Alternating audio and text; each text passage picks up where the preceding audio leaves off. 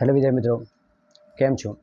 હું હરપાલ સિંહ વાઘેલા તમારા માટે વાંચનની ટિપ્સ લઈને આવ્યો છું. કેમ કે મેં ઘણા વિદ્યાર્થીઓને સાંભળ્યું કે સાહેબ અમને વાંચેલું યાદ રહેતું નહીં, અમે આખો દિવસ વાંચ કરીએ છીએ તો પણ યાદ રહેતું નહીં. અમુક વિદ્યાર્થીઓ મેં પણ જોયા છે ગણિતના દાખલા વાંચતા હોય છે, તો ગણિત તો ગણવાનો વિષય છે, તો એમાં તો તમે ગણ્યા વગર તમને આવડવાનું જ નહીં.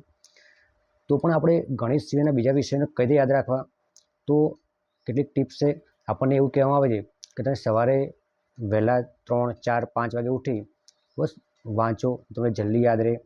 એક જ વાતાવરણ એકદમ શાંત હોય, બહુ ડિસ્ટર્બન્સ ના હોય, એક તમારી ઇન્દ્રિયો સારી એવી કામ કરતી હોય, તમે આરામ કરીને ઉઠ્યા હોય, એટલા માટે આપણે સવારે વાંચન કરવા માટે કે એ સિવાય તમને એવું પણ કહેવામાં આવે છે કે તમે કોઈ પણ વસ્તુ વાંચો ને તો તમારા મગજની અંદર એને વિઝ્યુલાઇઝેશન કરો, એને આમ ચિત્રો સ્વરૂપે તમે જોવાનું કાર્ય કરો, તો પણ તમને જલ્દી યાદ રહે.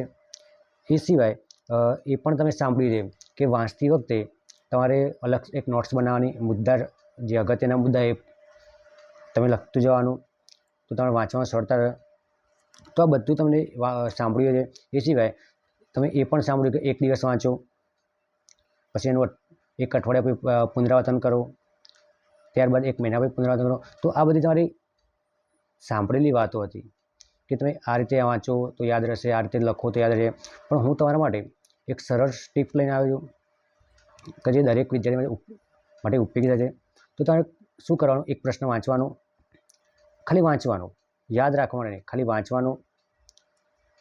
એ પ્રશ્ન વાંચ્યો ત્યારબાદ તમારે એ બુકને બંધ કરી દેવાની અને તમારે 3 અલગ અલગ પેન રાખવાની, બ્લુ, બ્લેક અને લાલ.